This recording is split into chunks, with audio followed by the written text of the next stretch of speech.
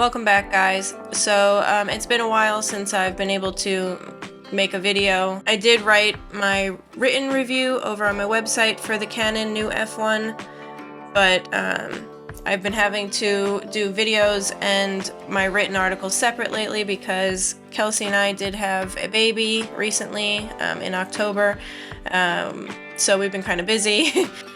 So I have to kind of split them up now. I can't do them together like I used to. But yeah, we are enjoying Elena. Maybe if you want to go check her out, I have pictures of her over on my Instagram. You can follow me over there. I post most of my photography over there. So that's what I've been up to, and I finally got a chance to sit down and make a video. So here I am, and we're going to talk about the Canon New F-1, which is probably my favorite, maybe second favorite, because I know the Nikon F is my favorite SLR, but I think this Canon New F-1 is very close behind in second place. And I'm going to explain all its features, and maybe you'll see why it's my favorite. So this camera is an expandable system, meaning that it can be changed around. Parts of it can come off like this viewfinder. It's got 32 different types of focusing screens, so in there. It's got 5 different viewfinders and 3 different metering patterns, 2 motorized film advance units, and a couple of interchangeable backs. So that's quite the system. But yeah, so it's a system that was competing at that time with the Nikon F3 that came out the year before in 1980. This camera came out in 1981. There are 3 different types of Canon F1 cameras.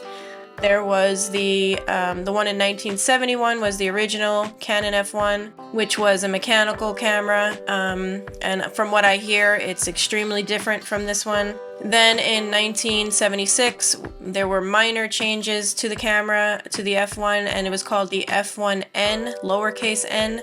I believe that's when they added the memo here, you know, where you could put your film memo. And I'm not sure what other changes were made to it at that point, not many changes. And then finally in 1981 came the Canon New F1, which was the electronic version of the F1, but they made it so that you can automate it as much as you wanted by adding all those different pieces to it that I mentioned. So if you added certain types of metering prisms, you could then use shutter priority, so you could expand on it as little or as much as you wanted to make it more automatic and more electronic, because this was made at a time when automation was something people really wanted and it was new, and you know, people wanted things to be really easy. And I think that's kind of the opposite nowadays, maybe, for us film camera users. I think, at least for me, I like mechanical cameras, so I was surprised at how much I loved this camera. The camera itself the body is like unlike any other camera that I own. It feels very durable, and it's pretty heavy, it's pretty solid. And it weighs about, I think, 1 3/4 pounds, so it's pretty heavy. And that's without a lens, so it's a solid camera. And the battery compartment here works as a grip, which is good with a heavy camera like this.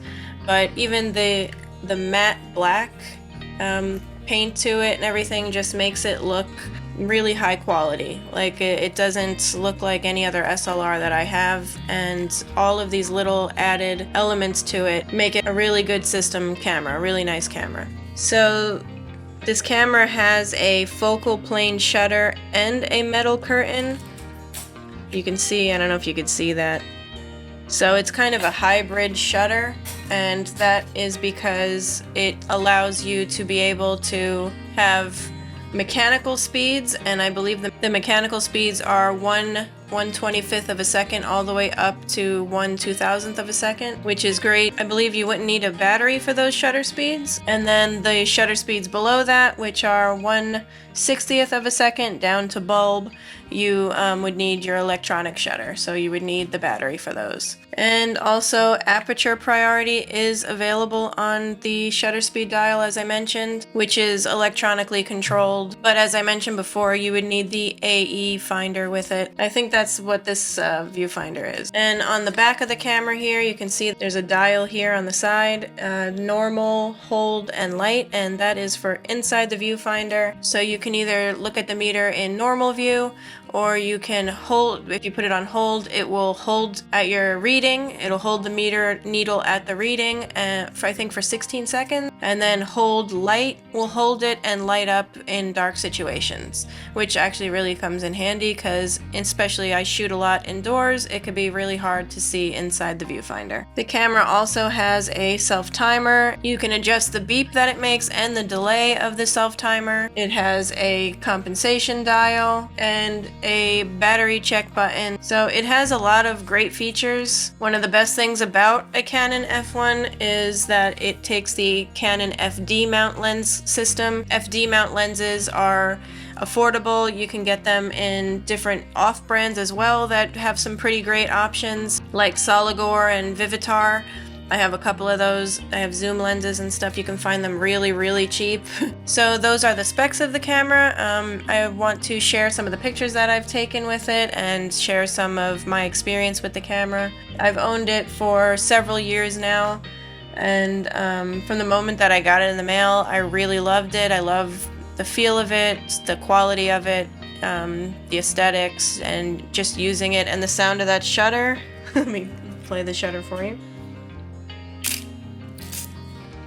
It's just, I love that sound. But yeah, let me show you some photos that I've taken with the camera. Yeah, these are a couple photos I took.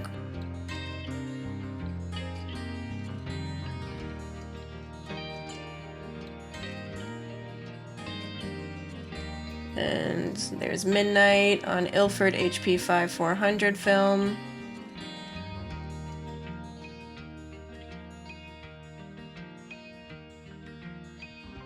And I really love the meter of the camera. I've found it actually probably the most reliable meter that I have of all my cameras, and I find myself usually taking this camera with me if I'm going to test out a new film or test out a different film. I usually use this camera because I want a reliable meter, and I think out of all of my SLRs, it's probably the most reliable.